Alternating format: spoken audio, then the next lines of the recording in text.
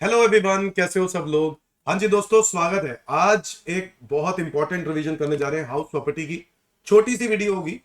ये नोट्स आपको मेरे टेलीग्राम चैनल पर मिल जाएंगे। हाउस प्रॉपर्टी को रिवाइज करते हैं बच्चों। आओ स्टार्ट करते हैं। सबसे पहले स्टार्ट करते हैं सेक्शन नंबर 22 से, बेसिस ऑफ चार्ज। बच्चों, बेसिस ऑफ चार्ज मतलब कहां लिखा हुआ है कि हाउस प्रॉपर्टी इनकम पे टैक्स लगेगा, ये बात लिखी है सेक्शन नंबर 22 में। तो income is considered as house property income. Income house property income तभी मानी जाती है अगर ये कंडीशन सेटिस्फाई हो जाए। पहली condition, property must consist of building और लैंड कनेक्टेड विद बिल्डिंग।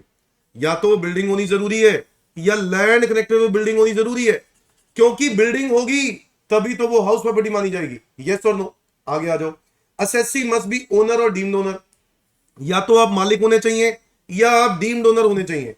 अगर आप डीम्ड ओनर हो या ओनर हो तभी ये हाउस प्रॉपर्टी इनकम आपको हाउस प्रॉपर्टी हेड में टैक्सेबल होगी। और it should not be utilise for business purpose. आप इसको बिजनेस के लिए यूज नहीं कर सकते हो, क्योंकि अगर आपने बिजनेस के लिए यूज किया तो इसकी कैलकुलेशन पीजीबीपी में जाएगी। तो तीन शर्तें हैं। पहली, property must consist of building. Number दो, ओनर होना जरूरी है। नंबर तीन, बिजनेस के लिए यूज नहीं कर सकते। सिर्फ लैंड किराए पर दिया, ओनली लैंड, हाउस नहीं दिया, लैंड किराए पर दिया, अगर उसको रेंट में दिया तो या तो वो अदर सोर्सेज में जाएगा या फिर वो पीजीबीपी में जाएगा। मेरी बात समझ में आती है। पीजीबीपी में कब जाएगा भाई? अगर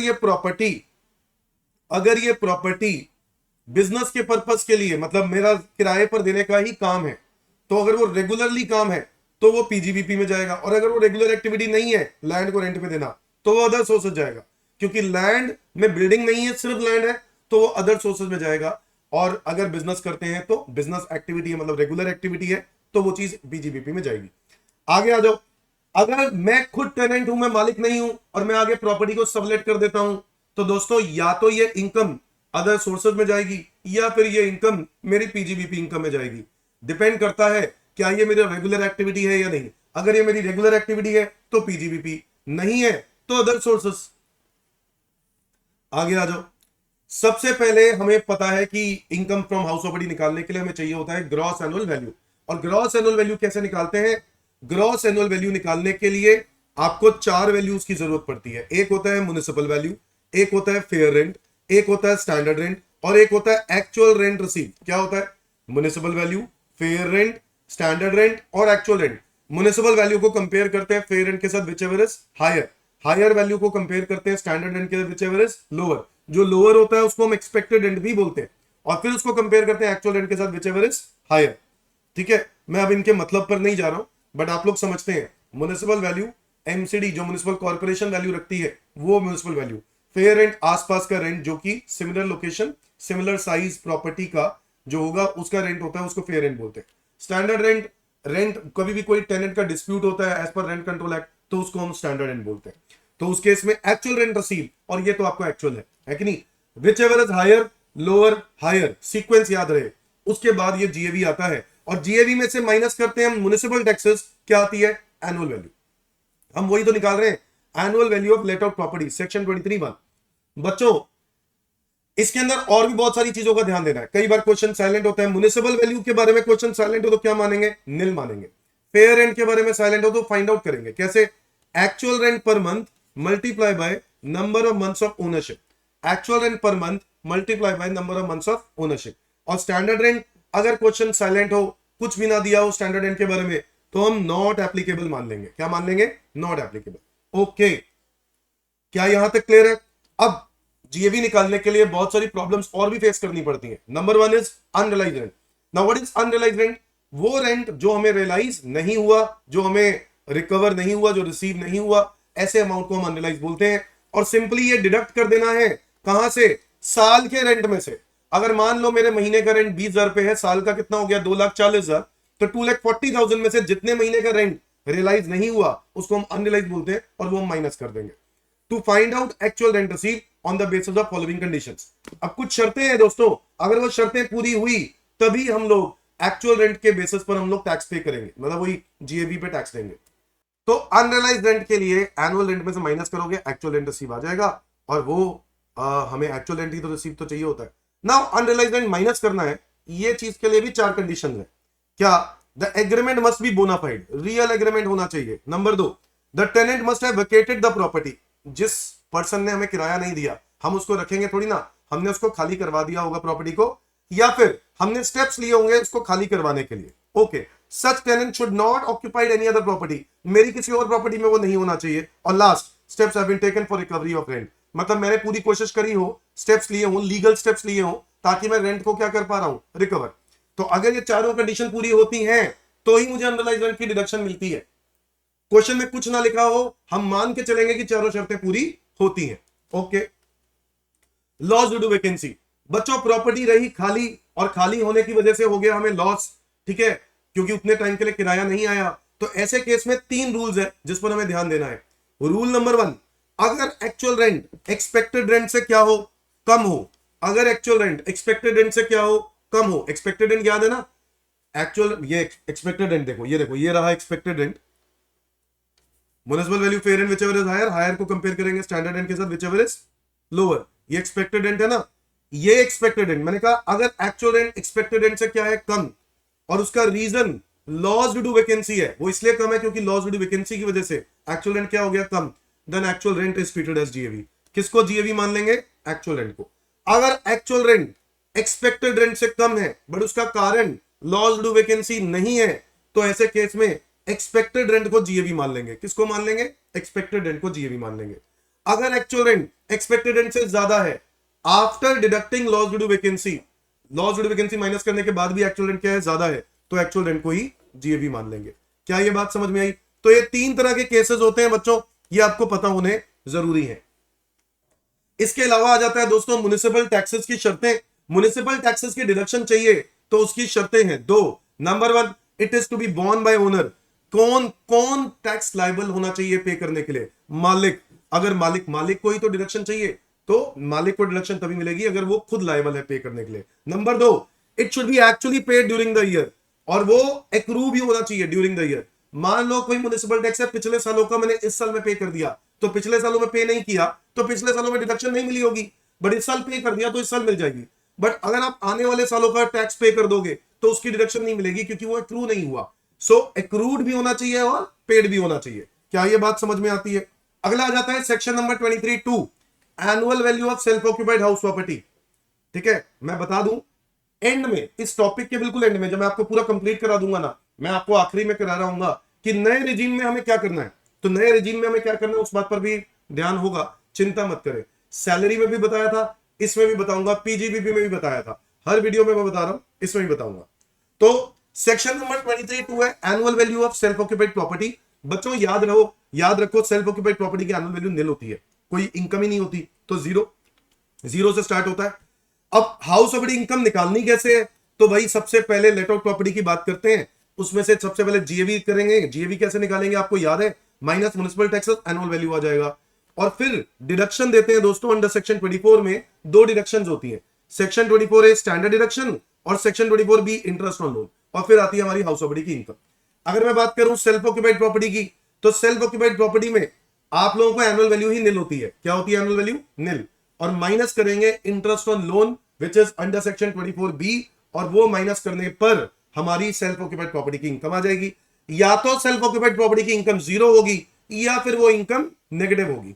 अब सर सेल्फ ऑक्यूपाइड प्रॉपर्टी में एक लिमिट है, अगर लोन परचेज और कंस्ट्रक्शन के लिए लिया गया है, अगर लोन ऑन और आफ्टर 1/4/1999 लिया गया है, और construction has been completed within 5 years, अगर ये तीनों शर्तें पूरी होती हैं, पहला लोन परचेज या कंस्ट्रक्शन के लिए होना चाहिए बस, कब लिया है 1/4/1999 के बाद, और तीसरा कंस्ट्रक्शन 5 सालों में हो गई, अगर ये तीनों शर्तें पूरी होती हैं तो आप 2 लाख रुपए तक के इंटरेस्ट की डिडक्शन ले सकते हो।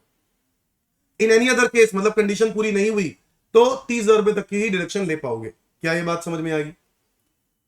और ये याद रहे सेल्फ ऑक्यूपाइड प्रॉपर्टीज जितनी भी हैं, अगर मान लो मेरी 3 सेल्फ ऑक्यूपाइड प्रॉपर्टी है, तीनों को मिला के या तो मैं 2 लाख क्लेम कर पाऊंगा या 30,000, जो भी लिमिट अप्लाई हो रही होगी। आगे आ जाओ section 23(3), sir self occupied property को अगर मैंने पार्ट ऑफ द ईयर के लिए किराए पर दे दिया, सेल्फ ऑक्यूपाइड प्रॉपर्टी को अगर पार्ट ऑफ द ईयर के लिए किराए पर दे दिया, पूरे साल के लिए वो लेट आउट प्रॉपर्टी मानी जाएगी। तो इसका मतलब है उसकी इनकम हम लेट आउट प्रॉपर्टी के तरीके से ही निकालेंगे। क्या ये बात समझ में आई? मतलब म्युनिसिपल वैल्यू पूरे साल का, फेयर रेंट पूरे साल का, स्टैंडर्ड रेंट पूरे साल का, एक्चुअल रेंट तो जितना है उतना ही लिखेंगे। Is that clear? सेक्शन 23(4) कहता है more than 2 self occupied property. तो अगर आपके पास 2 से ज्यादा सेल्फ ऑक्यूपाइड प्रॉपर्टीज हैं तो कोई 2 हाउस प्रॉपर्टीज को सेल्फ ऑक्यूपाइड मान सकते हो, बाकी सारी properties deem to be let out मान ली जाएंगी। बाकी सारी properties deem to be let out मान ली जाएंगी। तो अगर मान लो आपके 3 प्रॉपर्टी है, कोई 2, मतलब आपके पास ऑप्शन होगा, आप दोनों तीनों, आप 3 प्रॉपर्टी है, तीनों में से 3 ऑप्शन आप अप्लाई करो। पहला ऑप्शन, पहले 2 प्रॉपर्टीज को सेल्फ ऑक्यूपाइड, तीसरे को लेट आउट मान लो। दूसरा ऑप्शन, पहले को लेट आउट मान लो, बाकी दोनों को सेल्फ ऑक्यूपाइड मान लो। और फिर तीसरा ऑप्शन, बीच वाली प्रॉपर्टी को लेट आउट मान लो और पहली और तीसरी वाली प्रॉपर्टी को सेल्फ ऑक्यूपाइड, और उससे इनकम फाइंड आउट करो। क्या ये बात समझ में आई? जिसमें इनकम लोअर होगी हम तो वही ऑप्शन सेलेक्ट करेंगे। Is that clear everyone? तो ये हो गया सेक्शन नंबर 23(4). 23(5) है house property held as stock in trade. अगर मैंने हाउस प्रॉपर्टी, मेरे पास बहुत सारी हाउस प्रॉपर्टीज है और मैं ये बोलता हूं गवर्नमेंट को कि ये मेरा स्टॉक इन ट्रेड है, मैं प्रॉपर्टी खरीदने और बेचने का काम करता हूं, तो ऐसे केस में हाउस प्रॉपर्टी को आपकी एनुअल वैल्यू 0 रहेगी। कितने साल तक? 2 साल तक। जब घर कंप्लीट हो गया, कंस्ट्रक्शन कंप्लीट हो गई, उसके बाद तक 2 साल तक ये स्टॉक इन ट्रेड 0 माना जाएगा एनुअल वैल्यू, बट उसके बाद 23(4) लगा देंगे हम आपके ऊपर। इसीलिए तो जो बिल्डर्स होते हैं वो प्रॉपर्टी कंस्ट्रक्ट ही नहीं करते जब तक घर बिकता नहीं, तो तब तक वो 90% कंस्ट्रक्शन करके छोड़ देते। क्योंकि अगर कंप्लीशन सर्टिफिकेट आ गया, कंस्ट्रक्शन हो गई और उसके बाद से 2 साल का पीरियड होगा, 2 साल तक तो तुम्हारी इनकम 0 मानेंगे उसकी एनुअल वैल्यू, बट उसके बाद सेक्शन 23(4) लगा देंगे। ओके, आगे आ जाओ। Section number 24(a) standard deduction. ये बच्चों सारे हाउस प्रॉपर्टी इनकम कमाने वालों को मिलती है और ये मिलती है 30% of the annual value. Section 24(b) is interest on loan. Interest on loan 2 तरीके के होते हैं। एक होता है इंटरेस्ट ऑफ प्रीवियस ईयर, ये यहां पे हट कैसे गया, मैं इसको लिख देता हूं फिर से। एक होता है इंटरेस्ट ऑफ प्रीवियस ईयर,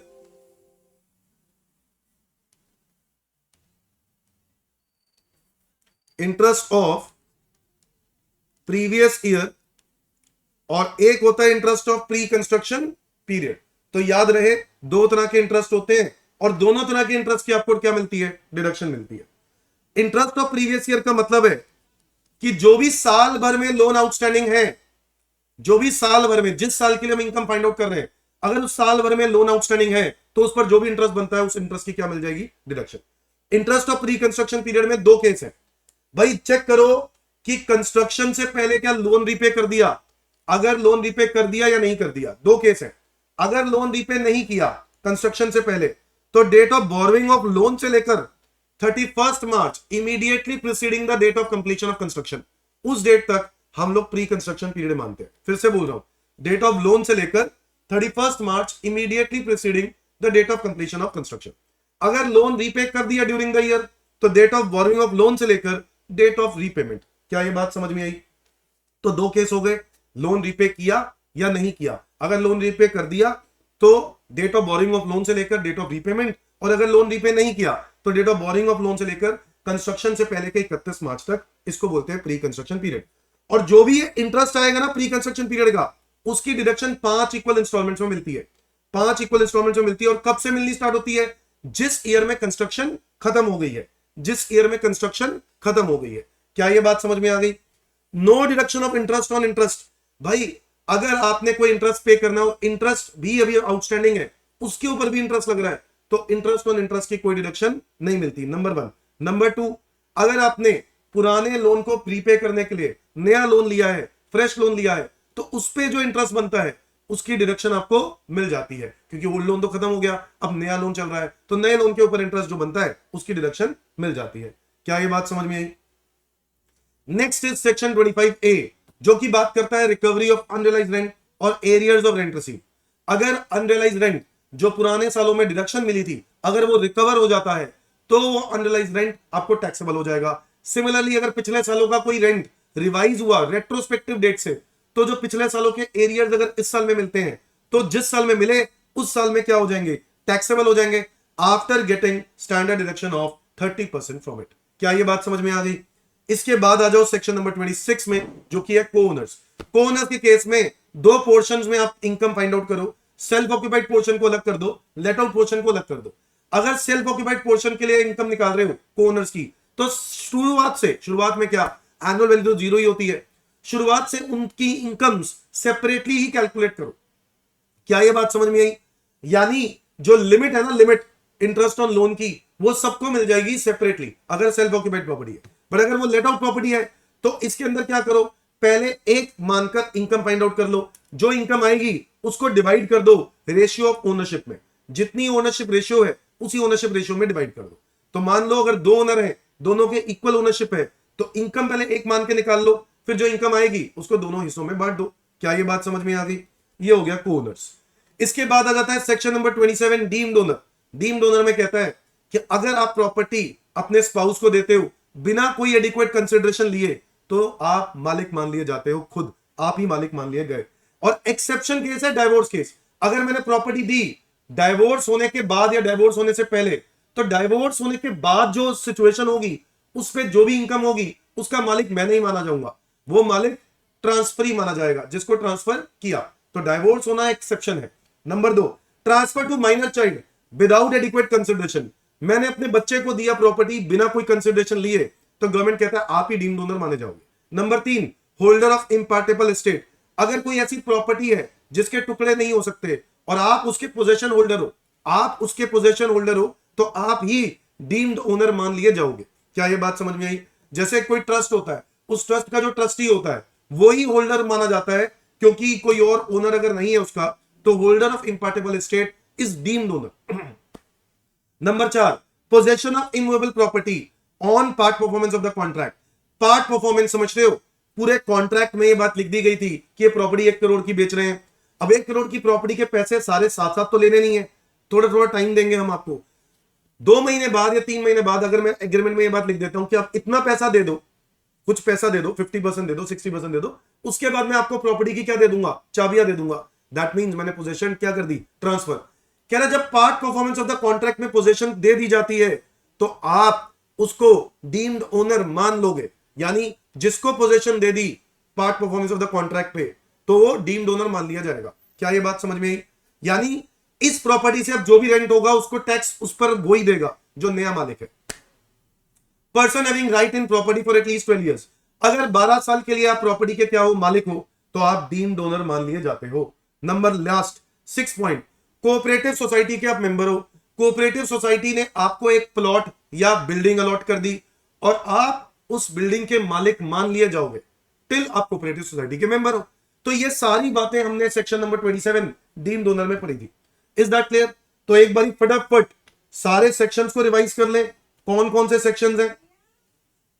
22 हो गया बेसिस ऑफ चार्ज, 22 हो गया बेसिस ऑफ चार्ज, 23(1) हो गया annual value of let out property, annual value of let out property, 23(2) हो गया annual value of self occupied property, annual value of self occupied property, 23(3) हो गया अगर self occupied property part of the year के लिए किराए पर दे दिया, so let out self occupied property, self occupied house property let out for part of the year. अगर part of the year के लिए लेट आउट कर दिया तो वो क्या मान लिया जाएगा, लेट आउट प्रॉपर्टी मान ली जाएगी for whole of the previous year. 23(4) हो गया more than two self occupied house properties. 23(5) हो गया house property held as stock in trade. 24(a) हो गया, 24(a) हो गया स्टैंडर्ड डिडक्शन, 24(a) हो गया स्टैंडर्ड डिडक्शन जहां पे 30% की स्टैंडर्ड डिडक्शन मिलती है। 24(b) हो गया interest on loan, interest on loan. 25(a) हो गया एरियर्स और recovery of unrealised rent, recovery of unrealised rent. दोनों की ट्रीटमेंट सेम होती है, दोनों की ट्रीटमेंट सेम होती है। 26 हो गया को-ओनर्स और 27 हो गया बच्चों डीम्ड ओनर। ये हो गए सारे के सारे सेक्शंस। बच्चों इसके अलावा नए रिजीम में आपको क्या ध्यान देना है? अगर क्वेश्चन बाय डिफॉल्ट हो, मतलब क्वेश्चन में कुछ ना लिखा हो कौन सा रिजीम है, तो याद है हमें न्यू रिजीम फॉलो करना है। और न्यू रिजीम में हमें क्या ध्यान देना है?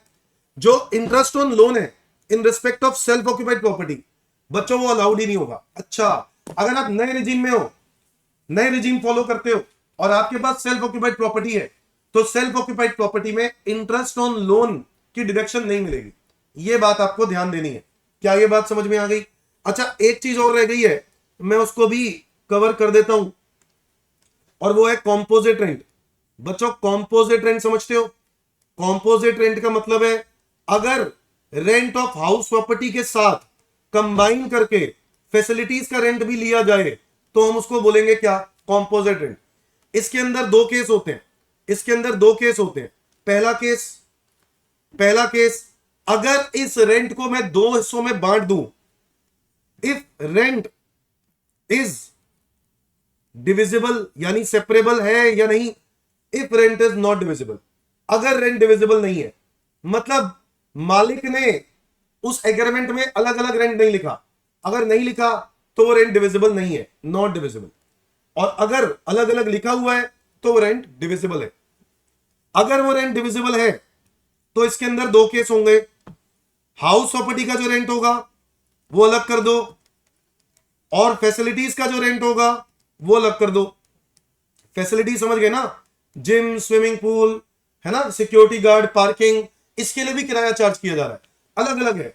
अगर हाउस प्रॉपर्टी का रेंट है तो बच्चों या तो ये इनकम टैक्सेबल होगी हाउस प्रॉपर्टी में या फिर ये टैक्सेबल होगी पीजीबीपी में। सिंपल सी बात है। अगर ये मेरा बिजनेस है तो पीजीबीपी, बिजनेस नहीं है तो हाउस प्रॉपर्टी। फैसिलिटीज का रेंट जो होगा या तो वो जाएगा अदर सोर्सेज में या फिर वो जाएगा पीजीबीपी में। क्या ये बात समझ में आ गई? Is that clear everyone? और अगर रेंट डिविजिबल नहीं है तो इसके अंदर दोनों, जो रेंट डिविजिबल नहीं है तो पूरा रेंट कहां जाएगा? या तो वो जाएगा अदर सोर्सेज में या फिर वो जाएगा पीजीबीपी में। भाई सिंपल सी बात है, अगर ये मेरा काम है, मेरा रेगुलर नेचर का काम है तो ये पीजीबीपी है, वरना ये अदर सोर्सेज है। सिमिलरली फैसिलिटीज का रेंट में भी यही काम है तो पीजीबीपी है, नहीं है तो अदर सोर्सेज। और अगर ये मेरा काम है हाउस प्रॉपर्टी को किराए पर देना तो पीजीबीपी, नहीं है तो हाउस प्रॉपर्टी। क्या ये बात समझ में आ गई? तो इस तरीके से हमें कॉम्पोजिट रेंट में करना है। That's it. ये रहा हाउस प्रॉपर्टी की आपकी पूरी रिवीजन, छोटी सी रिवीजन, क्विक रिवीजन आपके लिए। आप लोग इसको 2-3 बार देख सकते हो, 2-3 बार सुन सकते हो, तो आपके लिए फायदा होगा। ठीक है, मिलते हैं अगली रिवीजन में। Thank you, bye bye, all the best, bye.